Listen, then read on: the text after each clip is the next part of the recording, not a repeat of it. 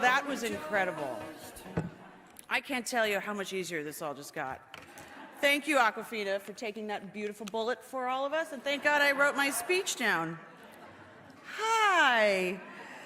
Ellen, we got to keep the best friend stuff kind of on the DL, okay? Because a lot of my best friends are here. Okay. I mean, you would think after 30 years of being in this industry, getting up here would be easy, and it's not. It's terrifying. It's not that often we are surrounded by people who found their voice and are using it to hold people up and bring people together. And that to me is true power. I mean, it's funny because I've never actually thought about myself as powerful. I mean, strong, yes, but powerful, not. It's a distinction I've actually been thinking a lot about lately, because the word power and its counterpart, abuse of power, keeps coming up in light of what is happening in our country, in our industry. A rebalancing of the scales, I guess you could say. And I've been thinking about my own relationship with that word, with the word power, which got me thinking about my early associations with my own sense of power, something I believe comes from using our voice. And I remembered a parental figure saying to me, around the rather critical age of about 11, after a dinner party, that I was excused from the table because I didn't have anything interesting to add to the conversation. Ouch. And it stuck with me. It stuck with me like painfully worded sentences can. And if I'm being honest, and I'm being honest because I'm 50, and that comes with the territory. That's right. So I carried that sentence with me into adulthood. And I always felt incredibly comfortable giving, a voice to the words of others, but put me at a dinner table with strangers or at a podium like this, and I go right back to being 11 years old. The last 2 years has made me think a lot about the messages that we send young kids, little girls especially, how the things that we say and do can either build them up or it can tear them down and make them feel like maybe their voices don't matter. And it wasn't until Friends took off that I started seeing myself in a different light. I started meeting all of these people who expressed to me how much the show meant to them, how it lifted their spirits during a bad breakup or got them through an illness. And I was just so incredibly moved by that.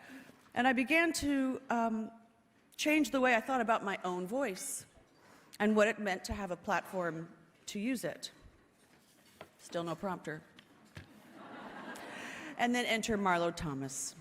Marlo Thomas, as some of you might remember, she was my mama on Friends, and I remember one day we were on set, and she said to me, "I'm going to this St. Jude gala tonight. Would you like to be my date?" And I said, "Yeah, I'd love to be your date," and go to that. So there we are at this big, elaborate gala. There's tuxes and gowns and tiny little food on toothpicks that you can't eat in any dignified manner. And I sat down at the table, and they started to roll this tape of the hospital. And I sat there watching it, moved to tears, and that was it. That was it for me. I wanted to be a part of this extraordinary organization. And that was 25 years ago, and I am very honored to be a part of St. Jude. And I've been in love with them ever since. And right around this time, every fall, we shoot the PSA for the holiday PSA, and I get to spend a day with a family of St. Jude. And I always say it's the best day of the year and the hardest day of the year. And a few years back, I met a little girl named Sawyer, who I still think about to this day. She was 7 at the time, and I remember she had this pink little dress on and these big angelic eyeballs. And the chemo had taken all of her hair, And she had these tiny little tumors on her body that she called her bumps, her owies. And she just sat on my lap and smiling and cuddling with me the whole time as we ran through the script again and again and again. And after hearing this word, at the end of the day, after hearing the word repeated over and over again, she looked up at me with those big blue eyeballs and she asked me, "What is cancer?" And I just looked at her and I was like, oh God, I'm not equipped to answer this question. Birds and the bees, oh, you're too young for that. But so I never, sorry.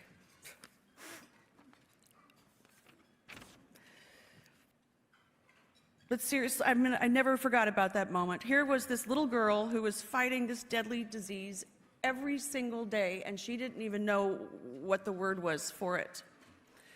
And it was just part of her reality, and she was just making the absolute best of it. And that's what's unbelievable about these children. Despite everything that they are up against and as much pain as they are often in, they are vibrant, they're joyful, they are fearless. And that's part of the magic of St. Jude, and why I'm so honored to support their work, because they're giving children the best care on the planet so that they can reclaim their childhood, so that they can find their little inner superhero. And they're doing it at no cost so that the families can focus on their little ones, live without worrying about crippling hospital bills, and they're pioneering treatment, cutting-edge treatments that will soon one day find a cure. And that is what every child deserves to know, that they are seen, that they are powerful, and they are loved, and that they deserve a seat at the table, and that anything they have to say or any question they have to ask is of value, even if we don't have all the answers for it. So thank you very much for recognizing the work of this remarkable organization and for celebrating the power in each and every one of us. Thank you.